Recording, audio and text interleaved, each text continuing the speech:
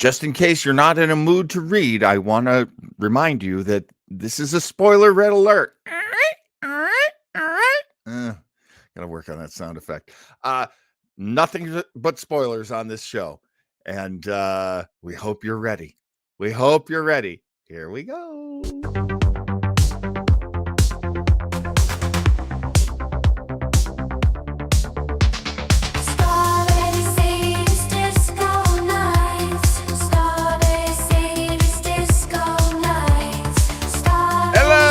Federations, extensions, and citizens. Diverse Starbase 80 Disco Nights presentation. I'm Captain John of Starbase 80, and Starbase 80 just is not complete unless I am joined by my incredible first officer. You know him as Mr. Townsell, folks. It's Joe Townsell. Joe. Welcome to the Captain John. So good to see you, sir. So good to see you, my friend. Joe, of course, does so much on this show, and I was thinking about this. Joe. I don't know if you're gonna be comfortable with this. You're a very modest man. Honestly, I think of me as your co-host on this show. So much of this show originates from you, including the idea to do it, because we used to do this sort of thing all the time. But we've morphed. On Starbase 80, we do all kinds of shows now, and we'll be reminding you of that as this show goes on. But this one I always think of as I am Joe Townsell's engineer. Well, then swap those two pictures. No. If I could figure out how to do it, I would do it. Okay, that doesn't work, and that doesn't work, and that might good, work. It shouldn't happen anyway. We are definitely a great team. We'll put it that way. That's a term that can be overused, but not in this case. Absolutely. But you know what? I'll to quote Tommy Ross from Brian De Palma's Carrie. To devil with false modesty. We're both great. We the Starbase 80 command structure is awesome. And of course, we love our crew members as they join us and commentary and so forth. So it's going to be another great show on Disco Nights. Oh, hey, take a look at this. Joshua's with us. Hey, Josh. Hello, the Harry Handlebarred comic is back. Good old Josh from NYC. Close-ups. Where's Cecil B. DeMille? Yes, I'm going to stop playing around with the close-ups.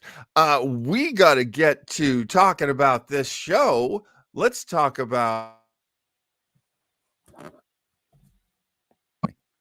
Star Trek Discovery, Season 5? We're in 5? Season 5th and final. Yes. Oh, my gosh. And thing is technically episode 4. Yes, Star Trek Discovery, because they debuted with 2 episodes. So it's our 3rd, but it is their 4th. Well, someday when we reach big time syndication, we'll divide our premiere episode into 2, like Star Trek always did. Let's start talking about what happened this week on Star Trek Discovery, specifically this episode called Face the Strange. Let's get down to the beat. This is where Joe Townsell tells us what happened, beat by beat, in this great episode called Face the Strange. And Mr. Townsell, please. Well, absolutely. Thank you, sir. And Captain, here we go. I mean, welcome to another episode of As the Discovery Turns. Okay, that's enough of that noise. I should be doing and thank you for mentioning the correct title. I wrote down the title for some reason as Face the Strange New Worlds. I guess I got a little bit too long there. So Face the Strange is our episode title. You're just completing the thought. That's all you were doing. There, that must be it. Exactly. And this episode begins in my favorite way, 15 hours earlier. That's when I saw that on the screen, I was like, what episode begins right on time? Yes. They And almost never do. it's gonna be just the first of many time trips we're gonna take in this episode, as we'll find out. Right, that's right. Yeah. So here we go. You know what? We did learn a lesson in the first part of the teaser. Don't mess with Maul and Locke and try to renegotiate at the last minute upon delivery, because you'll end up foaming at the mouth. Just don't do it. Now, big surprise, the dilly bob they got from the slow-witted arms dealer is a robot bug that can mess with time. Big time. That was okay. So that's where they got that bug. Oh, that's what we're seeing is reason it's 15 hours earlier. Yeah. Is that this is the device that Maul planted on Adira at the end of last week's episode in the Trill Caves. Can I tell you I didn't get that? I totally didn't get that. Right over my head. I'm so glad you're here to tell me. Well, I probably confused the issue because I was speculating it was one of those tracking devices like Kirk had in Star Trek 6, but I was totally off the mark there. So Right. And as I was looking at it, I was like, that kind of looks like a piece of the doodly bopper that they're getting puzzle pieces as they go in this mystery. I was wrong. That's not what now, John, I will caution you that there are in Star Trek related shows, there is a tendency to use too much what they call techno babble. So please try to keep the use of words such as doodly bopper at a minimum, okay? We're not all engineers. Yes, exactly. Good point. Now, speaking of Adira, we cut to her quarters where they're having a chat with their ex-squeeze Gray. Yes. And aforementioned mechanical spire scampers off her uniform where Maul placed it last episode. The crafty insect seeps into the bulkhead, just kind of blends right in. Yeah. Disco arrives at the locale provided by Janalber, also in last week's episode. But WTF? Ain't nothing in these here but space parts. What's going on? Now, Reese, he has some thoughts, but cranky First Officer Rayner does his best Jack Webb impression, wanting just the facts. Right. Captain Mikey gives Rayner her best side eye, and they adjourn for yet another reprimand to a ready room via their super cool combat personal transporters. Burnham reminds Pain in the Rump Rayner that they don't shut down enthusiastic bridge officers just for the sake of clarity and brevity. Well, Rayner steps into it even deeper by telling the captain, spare me that get you BS. Uh-oh.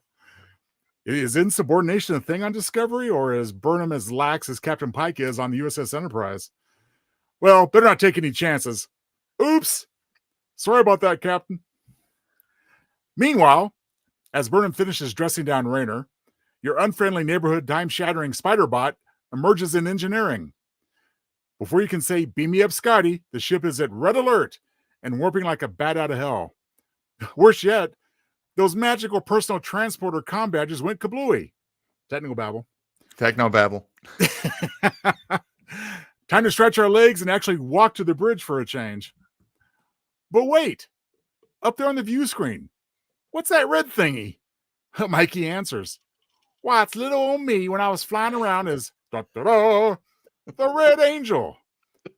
Somehow we've gone back in time to the moment we went forward in time, not counting those times we went sideways in time. Okay. We feel for Rayner when he laments. It's all very confusing. Yes, it is. More evidence that Mikey's theory is spot on. Everyone on the bridge has passed out and are still wearing those hideous blue uniforms from seasons 1 and 2. I like Burnham gasps as she spots Saru on the floor, depicted here using stock footage. Oh, that's so funny. Yeah, that's what that was. Must have been. Before a thrilling crash landing occurs, there's one at the beginning of the season. That's quite enough. Don't need any more, thank you. Yeah. Well, things go wonky again. Reset. The time-traveling senior officers find themselves back in the ready room. Not with Will Wheaton.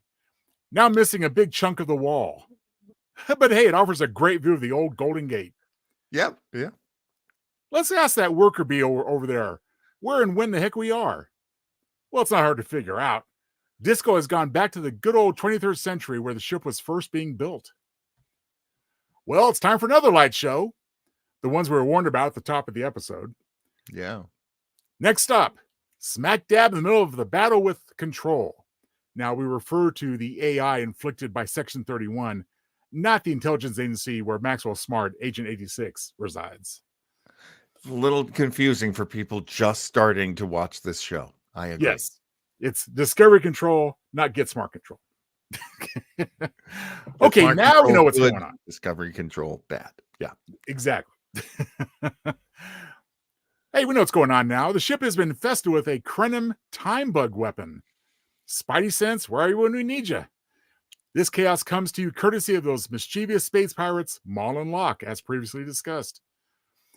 Burnham and Raynor trying to transport at the precise instant. What a coinky-dink. The wonkiness started explains why they're the only ones who are aware of just what the HE double hockey sticks is going on here. Crazy coincidence, but okay. It is Star Trek, so okay. We need some plot devices, you know, John, so we'll give them that one. Yeah, we do. Oh, wait. But so does Stamets. He knows what's going on. You know, remember that long forgotten tardigrade DNA injection he got? Well, it seems that keeps him living outside the space-time continuum somehow, just like Guinan. That's wild. I didn't remember that at all about Stamets. Well, it's when he was hooking up that little big slug thing when they had the spore drive, you know. Right.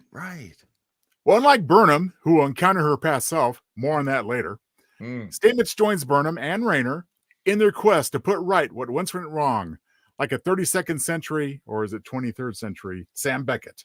Oh, boy. Well, no, it's actually the 32nd century again. Another time jump teleports Mikey and Raynor back to their own present, give or take a year or two. Mm-hmm. But before they can catch their collective breath and find Stamets, they find themselves smack dab in a gunfight with Emerald Chain regulators. Now, Reno arrives just in the nick of time and saves their butts. She seems baffled at Raynor, passing himself off as a temp worker, having a spiffier uniform than she. But she gets over it quickly, and Raynor promises to buy her a martini later in Red's bar. That works. So before you can say Van Halen, the duo jump again, reset back to the ready room. But what up? It's just too gosh darn quiet here on the disco, except, is that Doris Day singing Que Sera, Sera? Oh, okay. Well, on the deserted bridge, Burnham asks, what's going on, Ziggy? Oh, oops, sorry. Still got quantum loop on the brain. I meant Zora. Okay, sorry, Zora. And Zora explains. Burnham and all hands expired decades ago after failing the progenitor mission. It's now the year 3218, nearly 30 years from their starting point. Ooh. Well, on the view screen is the distressing image of Federation HQ smashed to smithereens by those notorious Breen. Seems those rascals paid Maul and Locke top dollar for the progenitor tech. Score, Breen 1, Federation zip. Damn. Well, never trust a Breen. Never trust a Breen. They don't show their face. They got their helmets on all the time. They speak in that funny mechanical thing. Don't trust the Breen. Well, this just won't do. For shadowing the next jump, Mikey unrepresses her memories of being a mutinous outsider. Enough of that self-pity, Raynor says. Let's find a way to put an end to this Krenim chronophage BS and, yes, put right what once went wrong. Well, Zora gives them both her own pep talk and wishes them Godspeed as they prepare for the next jump. So, back in the past again, where Stamets is bluffing Reno, who seems incredibly dense in this episode. Just messing with you. I know you're not in a time loop, silly boy. Well, Michael and Raynor pop in. Stamets has a plan to construct a time spider squasher doohickey, but needs some odds and ends from around the ship. After working out a plan to always meet up on deck 13 so they don't get separated again after each jump. So, next jump. Mikey needs some kind of techno-babble goo. Okay. She needs this goo from some gizmo in her bedroom wall. Okay. Time for this episode's gratuitous appearance from Book. Gratuitous since the handsome hunk has come straight from the gym. Now, in this time period when Burnham first took command of the disco, Book thinks Burnham is still his gal pal. Yeah. Yeah. Mikey says she has to be somewhere in 4.5 minutes, but nevertheless, Books peels off his sweaty shirt, clearly hoping for a little quickie. Well, with some effort, Burnham pulls away from Book, but not before he plants one on her. Not bad, Mikey thinks. I'm going to have to rethink this relationship when and if I get back to my own unaltered timeline. Right. Well, back in the lab, Stamets' time bug squisher is done. Yippee! Let's stomp on this annoying spider bot and go home. Oh, man, but wait. We can't even get the device near the bug. Turns out the crafty insect is shielded by a temporal shield where time flows at an accelerated rate.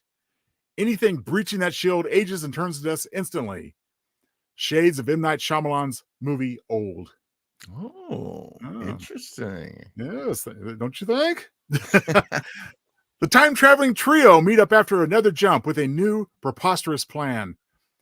To get around the temporal shield, they have to use Stamets' spider squisher just as the ship slams on the brakes. I know the ship may fly apart and each of us may implode, or at least get serious whiplash. But gosh darn it, as the great Captain Kirk once said, risk is our business. Say no more, Captain. Let's do it. I'll repeat that last part because you glitched out. Sorry. As the great Captain Kirk once said, risk is our business. Ooh, good line. Well, say no more, Captain. Let's do it. Michael has to do the warp bubble stunt from the bridge. But now they're back in time to when she was just a mistrusted mutineer. Lorca and Saru are conveniently away, leaving the lovely late android Aramin in command. Oh, yeah. Yeah. Well, after Linus admires Burnham's spiffy red uniform, she comes face to face with her past self. Admit it, if this hadn't happened, you'd feel almost as cheated as you just did with the mere mention of Lorca, for whose return you've yearned for 4 years, conveniently off the ship. Well, right. Younger pissed off Burnham is not listening to this obvious shapeshifter imposter, so it's time for a martial arts slugfest in the corridor. Burnham a Burnham. Captain Mikey thrashes Mutineer Mikey, finally getting a chance to use her handy Vulcan Nerth pinch on her doppelganger. Yeah. She uses her younger self to not give up the ship, while her younger self is still stunned and lies in a stupor on the corridor floor. Captain Mikey is off to the bridge, not bothering to secure or restrain her younger self in any way. She may regret this a little later. Now, in last week's episode, Stamets and Raider get off on the wrong foot. Well, it's time to make amends. Hey, Paul, let's show them how a couple of old dogs still know the best tricks. Well, despite the obvious difference in their ages, Stamets takes Raider's sentiment to heart. On the bridge, Aram is wondering what Specialist Burnham is doing out of uniform. And how can I get one of yours? I hate these blue hip hugger things. Tilly admires Mikey's hair and wonders which salon she goes to. Well, Michael goes with full honesty as a tactic.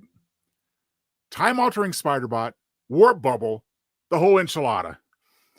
It's a hard sell, but Jean-Luc Picard had it even tougher when he convinced the brand new Enterprise D crew to follow his lead into certain death in All Good Things. Well, Burnham convinces Ariam when she tells the doomed android exactly when she'll kick the bucket. Of course, Specialist Burnham must be telling the truth. She wouldn't make up something like that, would she? Oh, and here's a little 30-second Tentry tick for good measure. Burnham kind of plays around with some, floating hologram stuff. Yeah. Ariam oohs and ahs. Well, she's sold. Might have tried that trick a little earlier, Regardless, it's warp bubble time. Well, almost. There's a situation in engineering. Young Burnham is a ride with Reese, and now they have Rayner and Stamets in their phaser sights. Should have tied her up, Mikey. Well, now it's Rayner's turn to show he has been listening. Young Mikey, I can relate to your trials and tribulations. Reese, I know you have a weird fetish for the TOS Enterprise. Well, now they're both sold. And it works. They come out of the warp bubble, and before you can say Michael J. Fox, it's Back to the Future.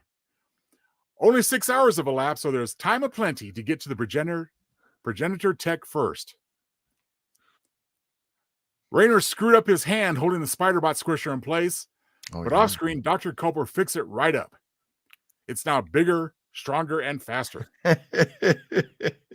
How do we explain this wild episode to the crew, he asks.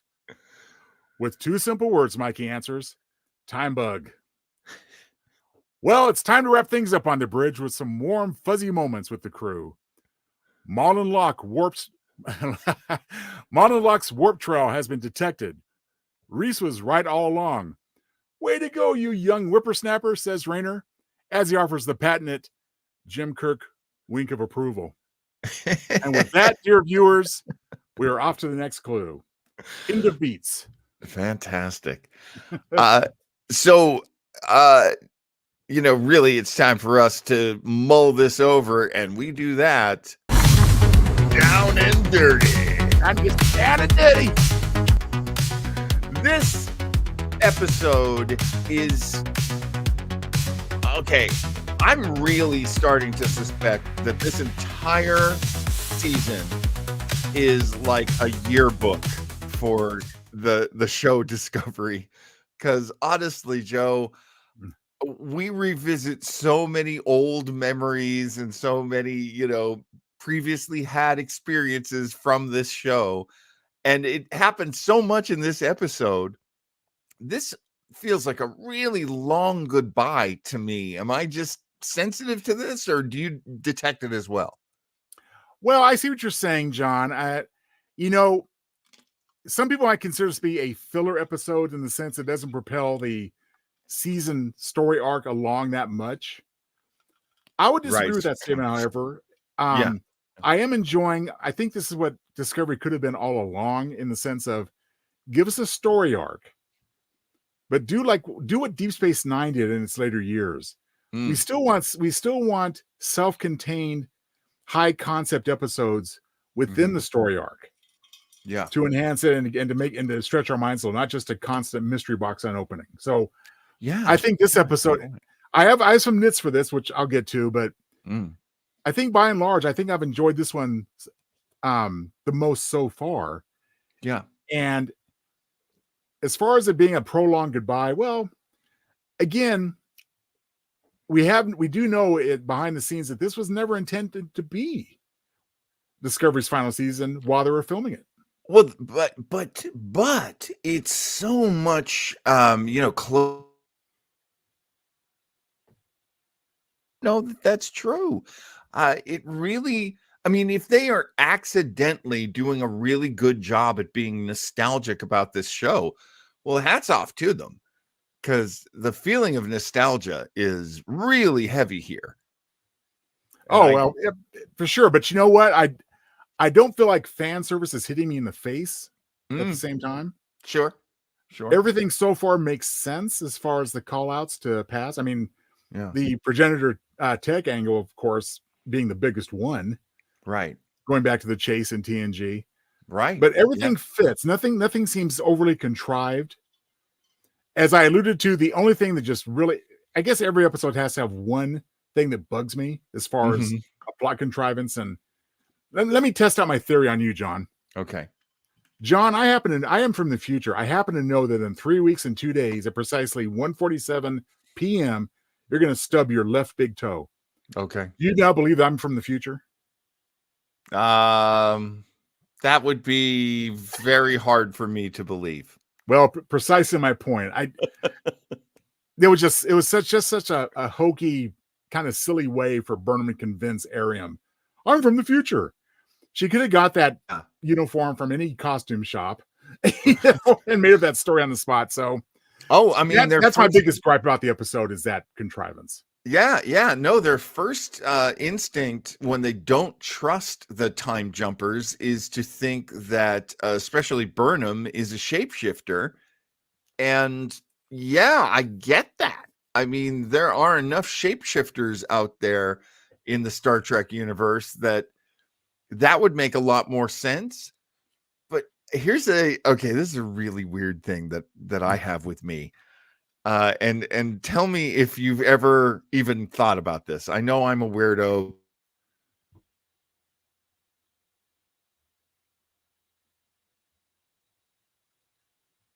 Son of a bitch. Sorry. pardon me, everyone. The signal keeps getting really choppy. I don't know why.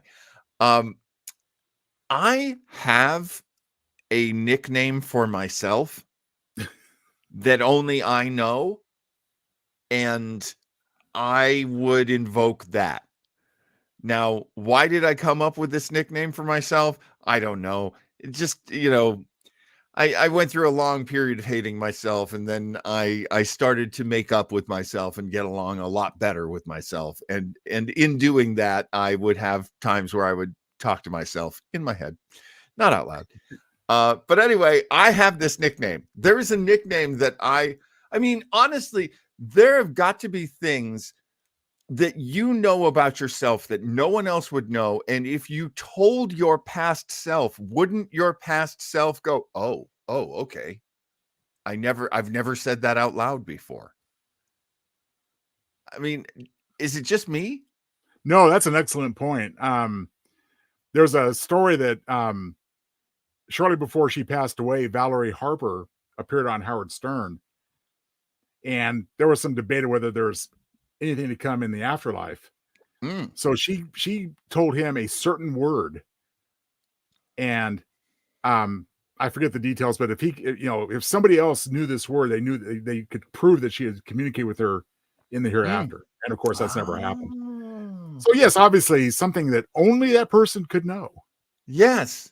Well, Harry Houdini had that allegedly, with his wife, because he had spent so much of his life disproving spiritualists and people who supposedly are communicating with the dead. Right. And he said to his wife, Paul Michael Glaser said to Sally Struthers in one of my favorite movies of the week about Houdini. He was a tremendous Harry Houdini. That there was this there was this little code that they had, and if any spiritualist would ever know it, then she would know that Houdini was communicating with her. I love that. I feel like that's there, but I also understand how things are happening in this episode, because this episode is a classic tech mystery. Yes. And it's also very classic from the Star Trek, the three friends. Although it's Burnham, Stamets, and Rayner, not three friends we've seen in a team together before. But as you pointed out in the beats, Rayner is making these connections without changing too much, with, being a stodgy guy. He's still making these really good connections that are very Rayner. Yes. Though I have to say, I have some. I'm going to save a thing for predictions, but yeah, I see clouds on the horizon. Oh, interesting.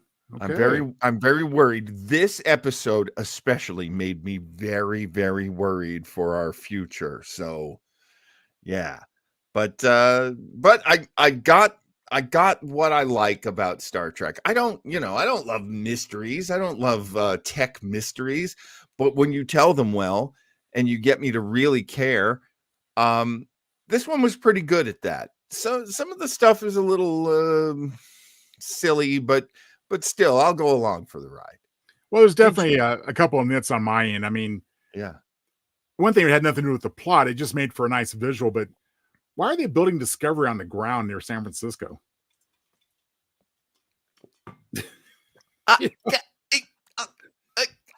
Why would you build a spacecraft? I mean, I guess they're telling us that Discovery is not the biggest.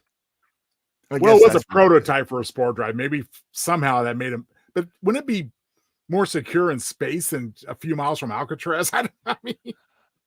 I mean, I don't understand how anyone doesn't build a ship in space. I don't get that. Space can be dirty, but it's got a lot less contagions than having something on Earth. I don't know. Well, ever since they built the Enterprise in the Kelvinverse, on near Iowa, whatever, or in Iowa, right? The only other thing I was going to say about this is, And it remains to be seen, although I don't, given the number of episodes left, I'm not really looking for them to correct this seemingly contradiction. Mm. Do you remember Calypso, the short trek? Now, this is Yes. where the guy, 1,000 years in the future, which would roughly correspond to what we're seeing now, Right. discovered the deserted Discovery with Zora being alone. That's right. But there's numerous contradictions. Because right now, at this point, we're in the Discovery A. Well, Calypso was just the Discovery. It was the original ship. Right. Yeah. And difference of decor and, this Discovery is all beat up and dirty. The other one was nice and clean, just deserted. So I don't know. We'll see if they bother to try to reconcile or if they'll just kind of blow it off. Yeah, I wondered about that too. And isn't that the one that introduces us to Zora? Exactly. And then we didn't see her for quite a while after that. So it definitely was meant to be something that would feed into the series proper later. Yeah. But along the way, they've introduced some contradictions, I think, that are going to be hard to reconcile if they even make the attempt at this point. If we think about the possible futures and the sort of multiverse that is created by possible futures, that's, one of the time travel and multi-universes. Woo! Way over my pay grade. But this is one of the futures in which the ship is abandoned. It's just Zora. That's how I took it. That we have seen this before in Calypso. Well, it was an alternate future, clearly, because now theoretically it's been changed back to some degree. Yeah. Just from the success of, the time traveling trio this week. So right. Also, I believe that Calypso took place. Okay, did that happen in season 1 or season 2 of Next Generation? So they were still in the 23rd century, not yet in the 32nd, I believe. Yes, that was the first of one of the first in the first batch of short treks, which were put out between seasons 1 and 2 of Discovery. Right. Okay. Which would still place them within the 23rd century, which means that 1,000 years from then, we'd be more or less where we are now in the show. Almost. Right. So we've messed with the timeline a bunch of times on Discovery.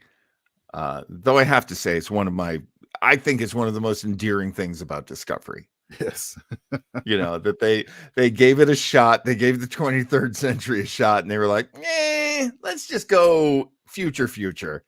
Let's just. As far as they should have just done that in the first place, in my opinion. Absolutely. Yeah. I agree. I mean, most of the moves that they made, most of the major moves they made for the original Discovery, I just didn't think were that necessary. I didn't think you had to invent a sister for Spock. I didn't think you had to have a search for Spock. I didn't think any of these things were totally necessary, though ultimately I do like Strange New Worlds. Every episode? No, but I do like the series, and I'm very happy that's coming back because, as Josh points out, they are pretty much canceling Discovery with this one. So, but I do love where we are. I love how they figured out Discovery, how they figured out getting it in the future. Well, I mean, and Enterprise had a similar problem. I mean, I thought what they did the first couple years was good and great at times. Yeah. And then they went to the season-long story arc, which, had its ups and downs. Mm-hmm. I wish they just started with the concept in season 4, 3 or 4 episode story arcs. I wish they'd kind of do that with a legacy show now. Yeah. Oh, yeah. Big time. And Discovery's showing us right now that we can have an a story arc that spans several episodes, but still have some interesting stuff along the way where, you could conceivably watch this episode all by itself this week. Yeah, you could. I mean, I kept thinking about that, as a matter of fact. Like, what if somebody was watching this for the first time? What if somebody just walked in on this? Because it is interesting that for Rayner, none of this stuff has happened before. He doesn't know where we are. He doesn't know. He's never been to Earth. He doesn't know any of this stuff. So I kept thinking about it from his point of view, and it's pretty interesting. They did a nice job kind of putting the ship in a bottle, if you will. I think so too. And despite some, like I said, some nitpicks, I think that it is my favorite so far this season. Hopefully, you only go up from here. Yeah. Any more down and dirty you can think of? I think anything I have coming up would fall in one of the other categories. So let's move on. All right. I am going to go to.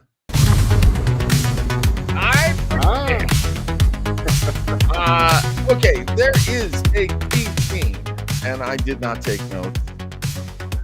Pardon me, using my very faulty memory here. But there is that moment where there's is it an alarm or something where there's a readout for the ship, and Rayner says to the captain, Captain Burnham, "Do you have a code to fix that?"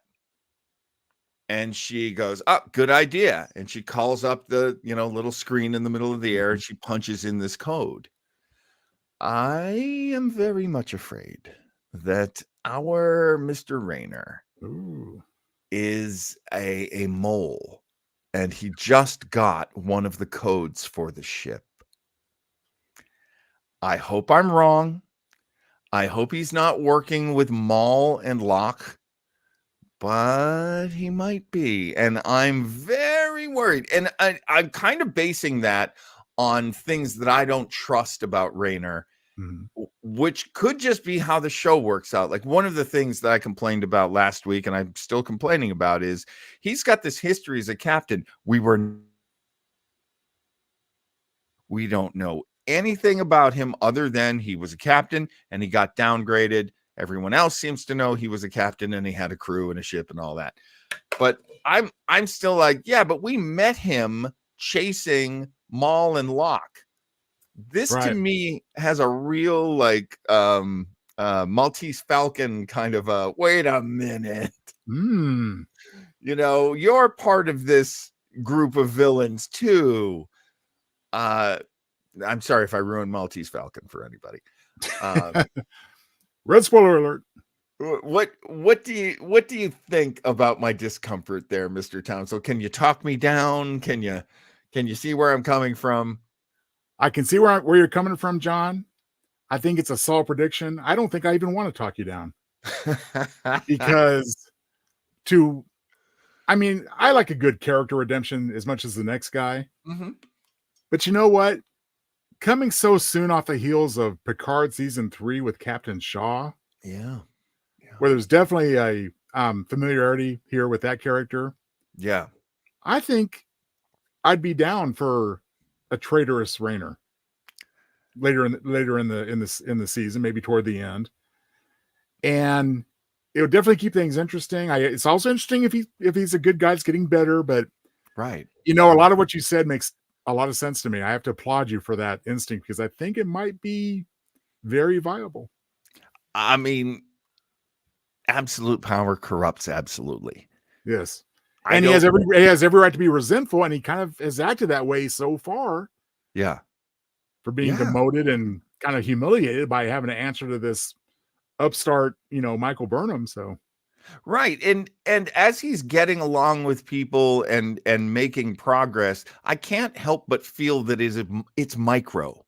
It's not macro. It's not the biggest part of his job. It's like these little character developments and little things, but he's still this crusty curmudgeon, still very much into this hard bitten future. Yeah. And I just don't know.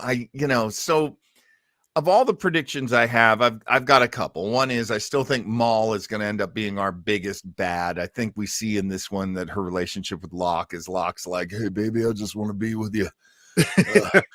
Just go back to our one bedroom and just, put some candles, light some candles and some nice soft jazz. What can I do for you, baby?" Yeah, he's just a guy. He's just a psycho in love. That's all he is. But I think she's got that, when they kill that guy who tries to rip them off in the beginning, she has like a reason. Like, this is the kind of thing you used to sell the Orions when they were killing me and my people.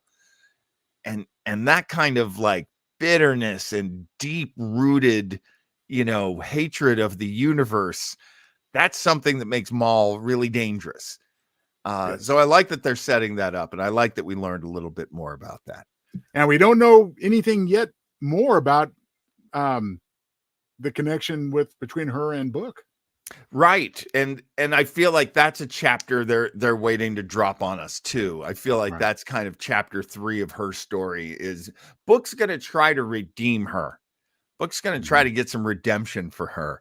And Book's really good at being complicated and going outside of Federation ways of doing things. So that could happen. I could definitely see that happening. Well, in terms of, I got a couple predictions, one of which I kind of made a joke of it in our promo art this week, but I got to tell you, it could still be something completely different. Yeah. But it sure is looking like we're going to have some Mirror Universe tie-ins next week. Yes. Because I did catch a look at the clip that Paramount Plus put out for next week. Not just a preview, but a full scene. Oh, yeah. Give it to us again because you froze up. Sorry. Oh, I'm just saying that I did get a look at at a clip for next week's episode, Mirrors. Right. Yeah. And boy, it's pretty apparent that what we're seeing emerging from this weird nebula, where apparently Michael and Book are racing toward in a shuttle. So he's going to be a big part of next week. Yeah. That ship is the Enterprise. Whether it's the USS or the ISS Enterprise remains to be seen. Ah, yes, right. I remember you mentioning this. So let's just let everybody in on that. There is in TOS, there's a ship that is between universes, right? It's just floating in space. I'm not following you on that one, but I'm just thinking in terms of the so-called Prime Universe, USS Enterprise versus the Mirror Universe, ISS Enterprise. I see. Because what I'm remembering is, if you remember the Mirror Universe episode from Enterprise, there is a Prime Universe, our universe, ship. I think it's the Defiant. Can I fill those blanks in for you real quick, John? Please. Yes, the two-parter you refer to from Enterprise is called In a Mirror Darkly.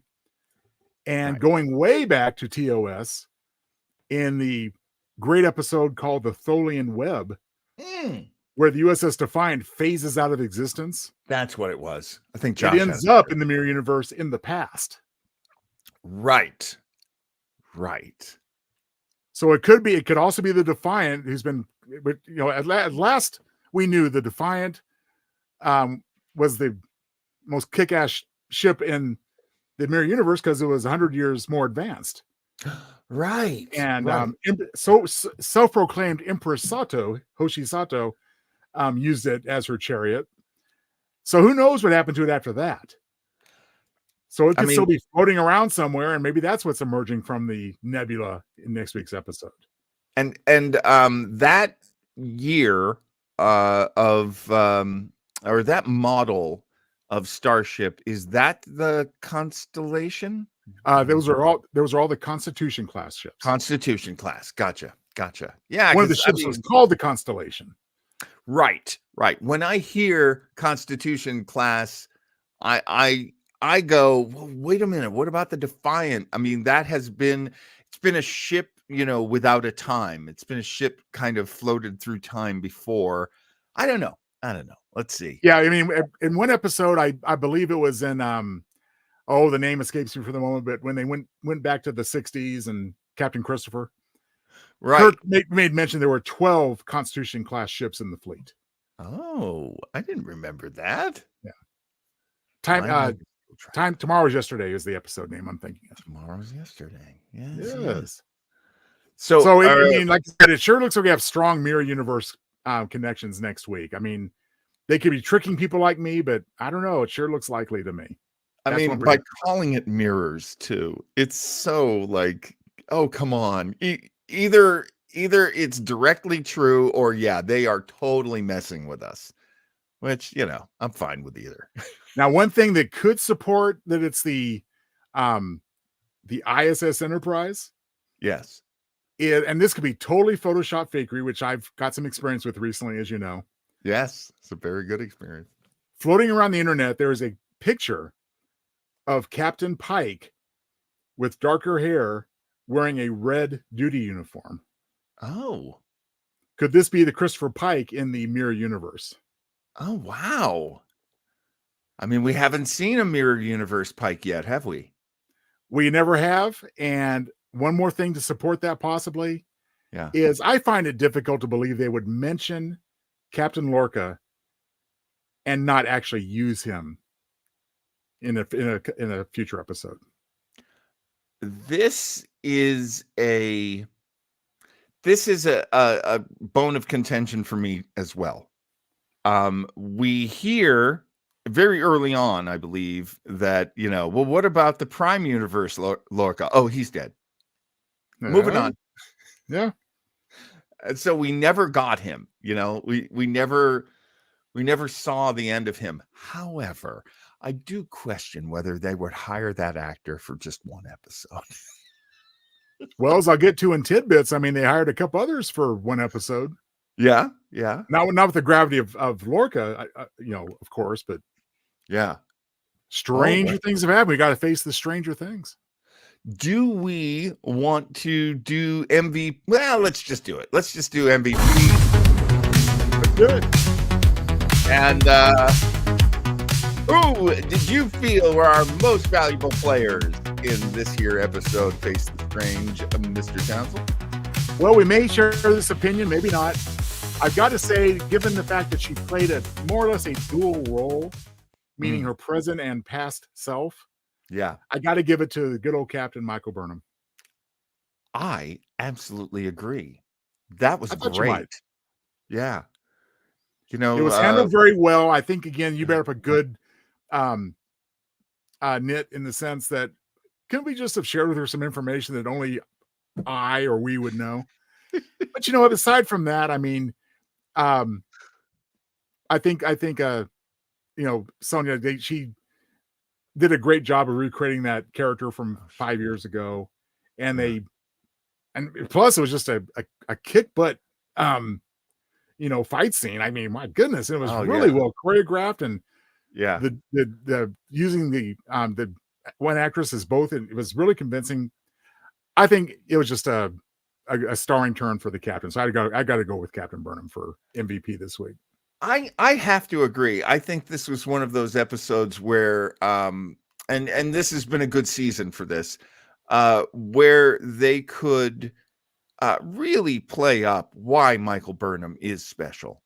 Right. Like why she is our hero. I do love so much that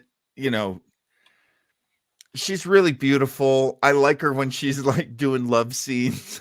I mean, she has her soft moments. She has her tough moments. She has her funny moments.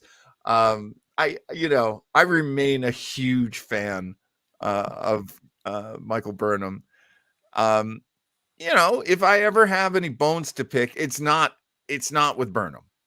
It's with the things around Burnham. And I did wonder if that was like if that was basically Monique fighting her stand-in. And if so, hats off, because she was doing some great stunt work. Or did they find two stand-ins? I'd have to watch the scene again to even get a feeling. But I would too, because I could swear, and it might have just been their success in playing with my mind. Yeah. I could swear that a few times during that fight, I could see both faces at the same time. Which maybe they paid for those special effects. I mean, they must have done some split screen stuff in there somewhere, because otherwise I don't think I would have found it as convincing. Yeah. And it was definitely convincing. I'll give you that. Absolutely. All right. Time for my favorite part of the show. Ladies and gentlemen, trivia Easter eggs. Go Townsel. What tidbits do you have to offer us from this delicious episode? I've got a few this week, John. Well, there's a lot of, as you pointed out, there's lots of episode callbacks this week, done successfully for the most part. I think the most obvious is that the general time jumping aspect concept is reminiscent of the Voyager episode Shattered, where Chakotay goes from one part of the ship to the other in different time frames. Oh, yeah. Yeah. All this was done on a much grander scale, obviously. And again, as I have to mention this again, Michael's desperate plea to get the past crew to follow her is very reminiscent of John Luke on the Enterprise D during a repeat of season 1, saying, "Hey, we're gonna all die, but you just got to trust me, guys." Okay. Yar didn't think so, but she went along with it. Right. Of course, a mention of the Krenin chronophage is detailed in Voyager's episode Year of Hell. No way. That's the Krenin. It was that race. I had no idea. So they invented the little spider bug to mess with people when they were trying to distract them, apparently, which is a cool little maneuver, in my opinion. Yeah. Now, of course, when Raynor stuck his hand into the little shield protecting the spider bot, and it aged like instantly, of course, that made me think of Picard doing the same thing in Timescape. Oh, wow. When he's reaching for the rotten fruit on the table in the shuttlecraft. Yeah. There were mentions of the Enterprises, or the series Enterprise, the Temporal Cold War, as well as the Temporal Prime Directive. Right. Older Burnham tells younger Burnham it will be a long road, but she did restrain herself from saying, urging her to have faith of the heart. So that was a good my God. I didn't catch the long road. Oh. We did get a return of, I hope I'm not mispronouncing, Hannah Cheeseman returns as Arian. Yes. Yeah. That was very Ronnie cool. Rowe Jr. returns as Bryce. Yes. Bryce was back. Flobo loves Bryce. See, he would have liked this episode. Well, I'm sure he'll get a chance to see it if he hasn't already. We can talk about that later on. Yeah. I find it interesting that Doug, the Saru actor, I put him down as Doug Saru. It's Doug. What's his last name? Oh my God, Doug. Good old Doug. Anyway, he's not credited because he appears only via stock video and audio footage. Oh, interesting. Oh, very interesting. The weapons dealer is one of the Anari species, previously seen in the Delta Quadrant on Voyager. So I guess they made their way to the Alpha Quadrant at some point. Sure. And my favorite tidbit of all this week, Reno and Raynor share a love for the Vesper Martini, which is a cocktail concocted by Ian Fleming for James Bond. So I hope they take it shaken and not stirred.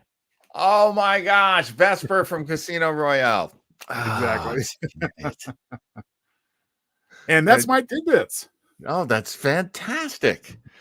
Well, we are. Oh, let's take a look at this from Craig.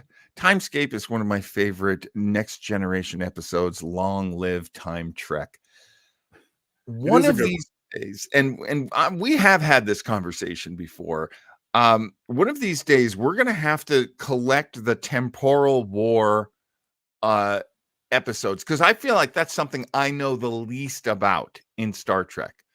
Right. Probably because I didn't watch all that much of Voyager. The temporal war actually was more prominent in Enterprise.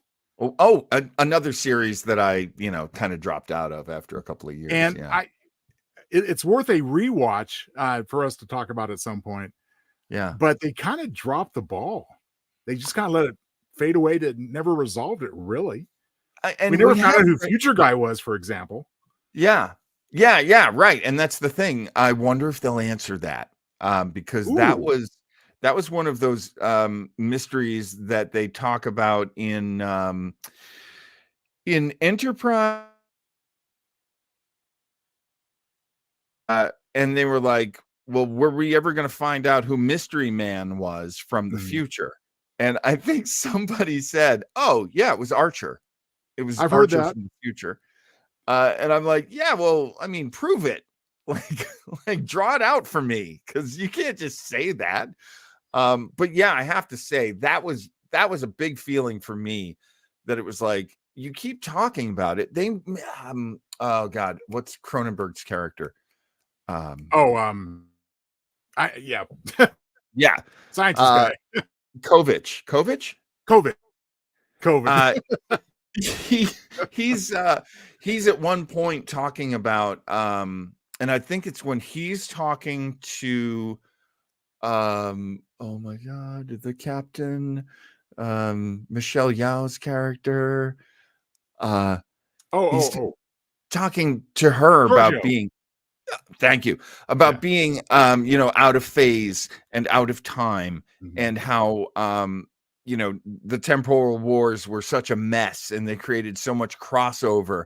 And, we're seeing the effects of it, but I don't know. I need to get deeper into it, because it's not, if they make reference to it, I'm like, okay, so tell me more. Like, I don't directly know anything about it, I feel. Well, the thing is, though, I think you inadvertently or otherwise may have stumbled upon another great prediction, John, in the sense that we are referring to the temporal Cold War as a past of, series of events anyway. Right. Maybe Future Guy will appear in some form here. We've already seen the Guardian of Forever. Oh, that's right. Other time, and reality bending aspects. Yeah. We may get a lot of answers, at least the start of some resolutions next week. That would be nice. There really is two good reasons for doing this final season the way Discovery is doing it. One is, let's tie up some loose threads. Let's show that we were playing the long game. Oh yeah, we had this planned all along. Yeah. Like, I love that. Go for it. I'm always going to be happy when, whenever they try to weave things together to connect all of these shows that I love. But the other thing is, let's go through the book of memories. Let's go through the the yearbook of Discovery, and let's wrap up some of those storylines. Let's have some of, let's revisit some of that stuff. I'd be perfectly happy if we were mostly done with that. It seems weird to me that we'd have to. I feel like we've wrapped up a lot of loose ends from previous seasons of Discovery, going to Trill and seeing Gray again and all that. And I think even before this series was canceled, that was probably, I think you make a good point in that it feels like a prolonged goodbye, because I think there was a desire to revisit and just wrap up once and for all a lot of these aspects of Trek lore. And if that's the case, because I don't think that Starfleet Academy is going to touch on any of this stuff. That's going to be a whole different ball of wax. Yeah, no, I doubt it. And it second century stories that I'm totally okay with that. I assume everybody's okay with that. Yeah, keep showing me the future. I like that. And as Craig says, gotta love the retcon. Craig's a smart man. Look, retcons they're cons. we got that going for us. Something we haven't done on the show yet, and I always love to do this, where Joe's on screen. Showtimezone.com. Folks, you gotta visit our good friend Showtimezone.com. On Showtimezone.com. The wolf outside is whispering. I wrote pretty stupid lyrics because AI does a nice job of stupid lyrics. What you like is being frightened. Joe's a good guy to know.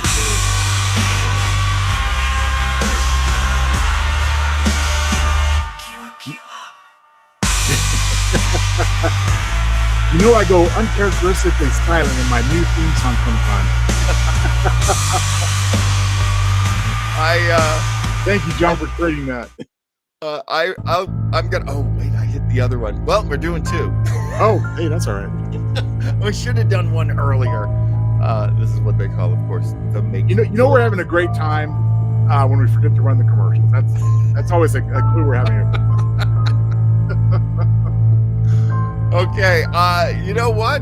I want us to come out under 60. We have just seconds to do that. I don't know if we're going to make it. Is there any more ground you wanted to cover, Joe? No, I think if we have our teasers to play, we're not done. Sorry. A little bit. That'll do it for this week's Star Trek Disco Nights. And nope, we're not. No, we just broke 60 minutes. Okay, well, it is what it is. We will be next week. Oh, we got a graphic for that. JoeTownsville.com. Be sure to. No, we have our other graphics. We got to get those in there. Next week, the episode is called Mirrors. And the question Joe asks on his beautiful artwork, the mirror universe again? Could be. So we'll see. Honestly, I'm kind of hoping. And by the way, can I just say, I've said it before, but I'll say it again. This is one of my favorite graphics you've ever done, Joe. Oh, thank you, John. I had a blast making it. And like I said, might I say you look good in Evil Kirk's uniform there. Hey, I appreciate that, but nobody makes a better Vulcan than you, my friend. Oh, I appreciate that. A natural born Vulcan. And I love that the evil mirror universe Joe has that big smile on his face. Of course. Let's see what Josh was saying. Retcons are great until they overdo it and you end up more confused than you were to begin with. Agreed. Can't argue with that. And tomorrow, yes. We're going to get together. Now, that's going to be 7 p.m. our time on the West Coast and 10 p.m. on the East Coast. And we will be doing a show we've been talking about doing on Retro Rangers forever. It's doing our Shatner episode. And with the added bonus that my friend Chris Regan, who is a great writer and has written a million things, but one of the things that he's written was he was the co-author of Shatner Rules. He's got some. Now, we agreed. Chris said, well, I did sign like 20 NDAs. But his feeling was, and I said, okay, we won't do Shatner. He's like, oh, no. I want to do Shatner. Everything I say will be based on the research that I did. So he can't tell us about a lunch that he had with Bill, but he can certainly tell us all the research that he did in order to help Bill tell his stories. And that's just as good. Yeah, we're thrilled with that. And Chris is hilarious. So, and he really enjoys the show. So everybody's a winner on this one. So be sure to join us tomorrow night. I will have done my Sunday matinee of the play that I'm in. I will have gotten home, probably taken a nap, and then we'll do our show. But it's going to be a blast.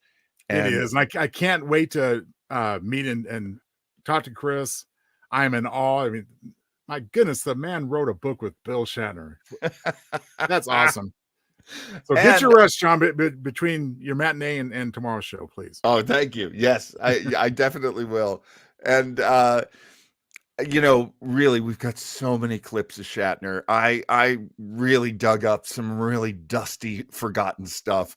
It's going to be so much fun. Looking forward to that one. Don't want to miss this one.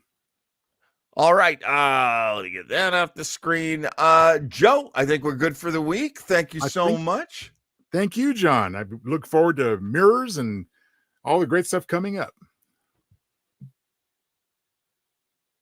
Thus, all the various things that Joe and I are doing over at Starbase 80 on Facebook. Be sure to visit that page if you would. And now I think it's time for